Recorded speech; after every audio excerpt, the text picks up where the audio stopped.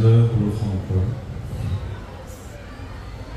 মধুৰী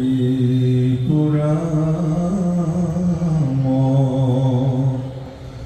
ৰঘুপতি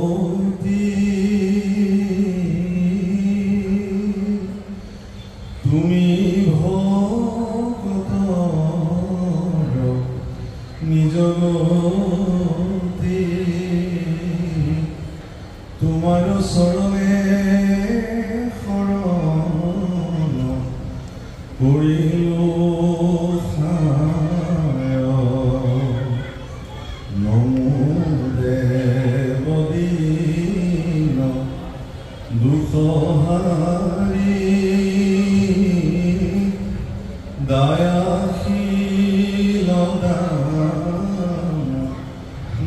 প্ৰভু আমি দুখিত চৰণে কৰায়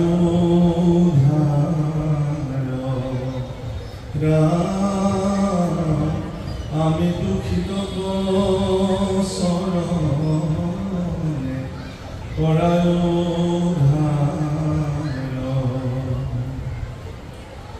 वांछाकल्पतरुभ्यश्च कृपा सिन्धुभ्येव च पतितानां पावनेभ्यो वैष्णवेभ्यो नमो नमः। পোনপ্ৰথমে মই আজিৰ এই অনুষ্ঠানৰ মধ্যমণি স্বৰূপ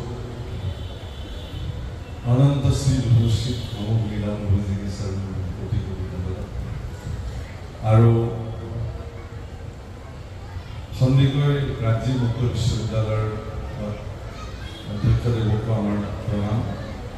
লগতে উদ্যোক্তাসকলৰ প্ৰতি অশেষ কৃতজ্ঞতাৰ সেৱা জনালোঁ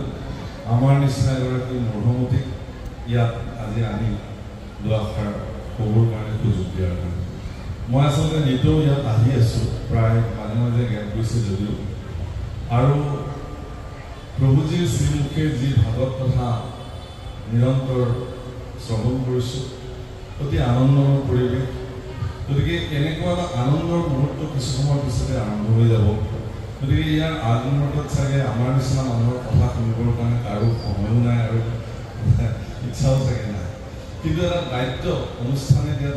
দায়িত্ব হিচাপে পালন কৰি মই এটা কথা মোৰ অনুভৱৰ মাজৰ পৰা কৈ যাব খুজিছোঁ সমগ্ৰ অসমবাসী ৰাইজৰ কাৰণে জাতীয় চেতনাতে এটা নাম সন্নিৱিষ্ট হৈ আছে মহাপুৰুষ শ্ৰীমন্ত শংকৰদেৱ গুৰুজনা যাৰ প্ৰপন্ন শিষ্য মহাপুৰুষ মাধৱদেৱ এই দুজনা মহাপুৰুষে